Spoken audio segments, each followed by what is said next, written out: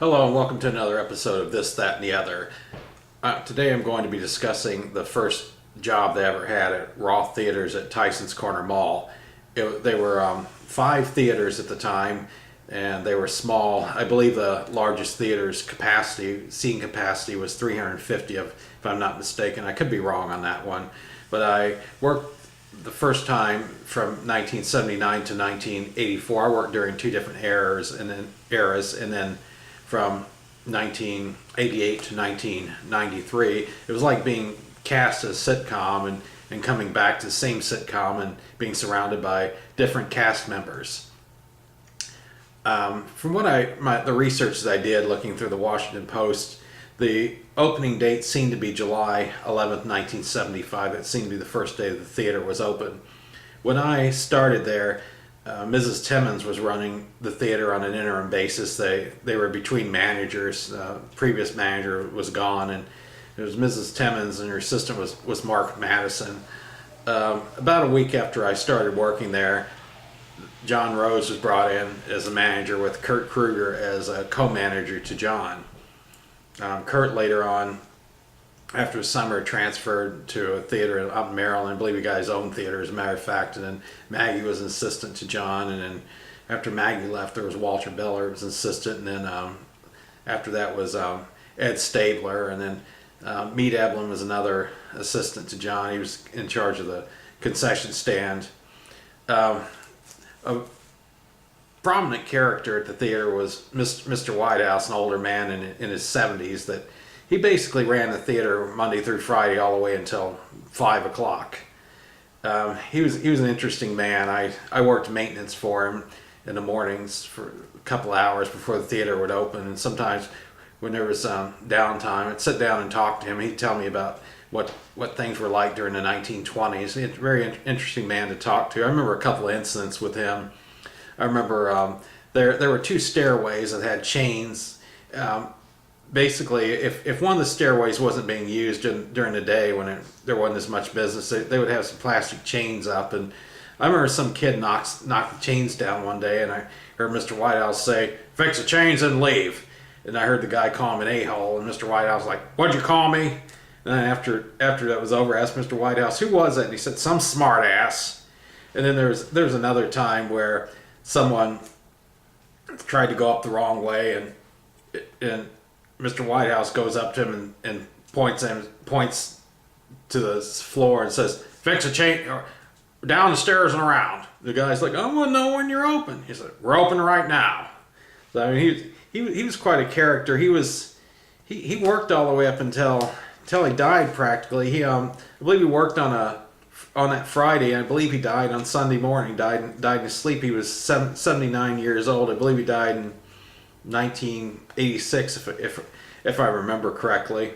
But he was quite a character, an interesting man. But working there during the John Rose era, I remember when the movie North Dallas 40 made its premiere at the theater. Mr. Whitehouse told me that it was a hard R, which meant basically that underage kids would probably be trying to sneak into the movie. So he told me to watch out for that and make sure that underage kids weren't sneaking into that movie. I remember Davis was basically the night doorman. I remember him one time bringing a black and white television into the theater and plugging it in a coat closet and usher's closet, and watching Devo on Saturday Night Live. I remember him doing that one time. I remember Lars and Davis one time showing up to the theater wearing diving suits. That was pretty funny. I remember there was this other guy that worked there, this husky guy. I can't remember the guy's name, but they called him Flounder. And I remember one night he was taking the trash to the dumpster, and back then Tyson's Corner was only one level, and the dumpsters were about a 5-minute walk away from where the back doors of the theater were. So anyway, this guy was taking the last load of trash to the dumpster, and then Meade hands me a bag of trash from the office and said, "Here, take this to dumpster." So I knew which door the guy was going to be coming back in. So what I did, I just set this bag outside the door and left it, and then because I knew he'd make a big deal out of it. This guy was pretty high strung. Sure enough, next night he's banging on the manager's door like, "Got any trash going out?" I thought that was pretty hilarious. And I remember Dion walking on his hands one time during before the movie started, going down the aisle walking on his hands. And I remember John hired an old man to work at the theater, work the concession stand, and I think he worked for about 3 hours and quit. Just said this isn't for me. I think he just told John, don't even bother paying me. I remember we had the movies On Golden Pond and Porky's. I remember kids buying tickets for On Golden Pond and trying to sneak into the movie Porky's as well. There was another incident there where they had this one guy working projectionist, and I guess he was new at it. Didn't have enough training. I don't know what the case was, but it was during a showing of Kramer versus Kramer, and he messed things up about 10 times during the showing of the movie, and that's the type of movie where you had to really listen to every word of the dialogue. And finally, some customer comes out of the theater and comes to me at the stand and tells me to tell that projectionist to get his head out of his butt and get the film on the screen. Well, when that happened, they'd called Bob Giannini in, and a regular projectionist. So Bob starts going in the booth, and the guy says to John, hey, you should get your head out of your butt and get that film on the screen. Bob's looking at me like, what? And I told Bob, explained to Bob what this other guy had done. Some of the people that worked at the theater, Davis White, I had mentioned him. I saw him at Susie's party a few years ago. Dion O'Mara is another one who was at the party. Jeff Clark, he was in charge of the box office when I first started working there. He was also at the party. Ray Moore was a projectionist. I heard that he died of a heart attack a few years ago. So Bob Giannini, I mentioned him. I saw him at he was another projectionist. I saw him at Susie's party. James Webb was another projectionist. Kurt Wolko, projectionist also. There was Richard Kidwell, projectionist, and he married Susie. That was one of the marriages that Roths produced. Matter of fact, she's the one her and her husband were the ones that hosted the party that I went to a couple of years ago, and I saw some of these people. There was Sarah Bryant, Pam Cornett. They both went to Madison High School, and they were both involved in theater at the school. There was Scott Gelman, who later became one of the managers of the movie theater after Mark Madison. Matter of fact, after John Rose left in, I think, 1982, Mark Madison took over, and Mark Rosenfeld took over as assistant to Mark Madison. I think Meade stayed on as an assistant as well. And then after Mark Madison left, Scott Gelman was the manager of the theater. There was Laura Morano. Saw her at the party as I did Karen Gregg. Mary Ellen Connolly, Lars Macklemore. Saw him at the reunion party. Caroline Crowley, Terrell Mercer, Tom Barrow, Gene Cassidy, Eric Lang, Louis Bartland. He actually posted this on Facebook. It was what it was basically. It was one of the window stickers that were put on the windows at Roths Theatres. I don't know how many of these things exist. Probably not very many. I would imagine he might be able to make some good money to a collector if he tried to sell it on eBay. And this right here is the patches that were worn on the uniforms at Roths. As a matter of fact, those uniforms they had when I first started there, the ushers wore red coats and black bow ties, wore white shirts, black pants, and the girls wore these smocks that were like red, white, and blue, ugly looking things. It had the Roth logo on it. Later on, uniforms changed. Everybody wore black vests that had the Roths logo on it. And when Lowe's took over, the jackets and vests were, I believe, maroon color, and the pants were gray with maroon stripes, and the guys still wore these like gray and maroon ugly looking bow ties. I remember those things. And I remember I worked the concession stand then, and I remember wore those maroon color aprons. But anyway, Louis Bartland was the one that scanned that particular sticker and put that on Facebook. There was also Jim Ivey. was a projectionist there. Also saw him at one of Susan's party. King Geeson, Paul Brown, saw him in D.C. A few years ago. Caroline Crowley, I'm sorry, not Caroline. Connie Crowley, it was Caroline's sister. Joe O'Mara, that was Dion's brother. They were both characters. Joe was the one that, or was it? No, it was Dion actually that stood on his hands. But I mean, Joe did some crazy things too. And then Joe's friend Stuart, they were both pretty crazy guys.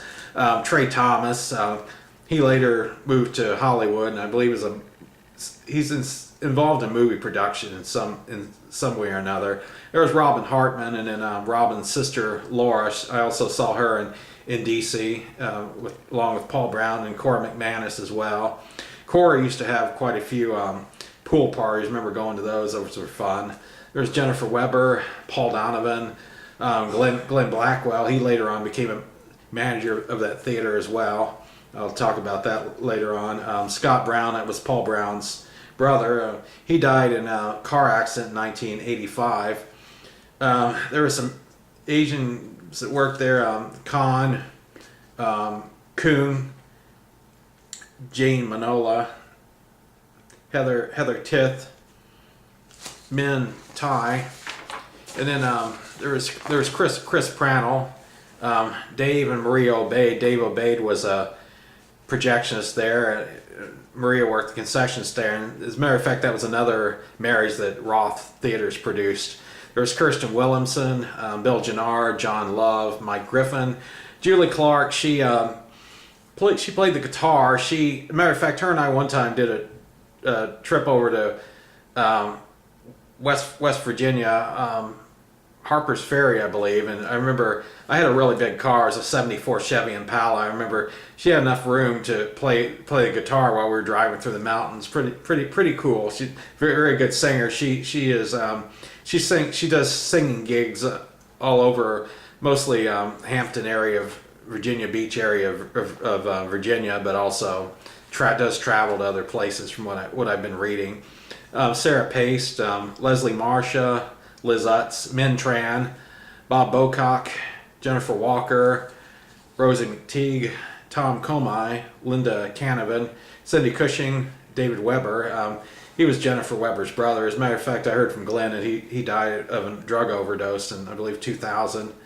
There's Carrie Lynn Mazga, Jenny Cushion, Terry Campbell, Curtis Shoemaker, Jill Bowden, Jill Dodson, Jessica Stevenson, Anna Terrasa, Donna Martin, Susan Fay. I heard from Glenn. She also died of a drug overdose back in, I guess, the 1980s. Sharon Mallory, Tammy Mullins. In 1982, the theater expanded from 5 theaters to 8. By that time, Mark Madison was the manager then. I remember all the work they had to go through to get that done, and I remember it didn't pass the inspection a couple of times. They had to fix things before they could get the new theaters open. But I remember the theaters were painted kind of a burgundy color red and gold. It was an ugly I wouldn't say it was burgundy. It was an ugly color of red. I don't know what the exact color was, but it was red and gold. That's what they were. And then when they renovated and expanded, they had half the theater was orange and the other half was purple, and then the lower lobby was gray, had gray carpeting on the walls. Kind of pretty interesting. I remember the theaters were all small size theaters, and I remember the projectors were constantly breaking down. I remember the popper caught fire a couple of times. I heard one time it caught fire and Davis pulled a fire extinguisher out of the projectionist booth and was looking at the instructions trying to figure out how to use it. There are a couple of girls that used to hang around the movie theater too. Used to hang around, talk to the usher. Carolyn Gay and Adriana Torres.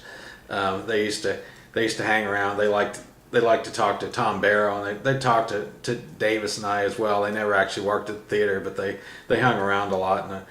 And I remember Mr. Rose. A couple of things with him. I remember one time a customer asked a girl if the popcorn was fresh, and I guess it was earlier in the day, and I guess, you know, some popcorn had been made, and but I guess, you know, it hadn't been made for a while. Or anyway, the girl told the customer, well, it's not really fresh right now. And then I guess John says to her after the customer leaves, never tell the customer the popcorn isn't fresh.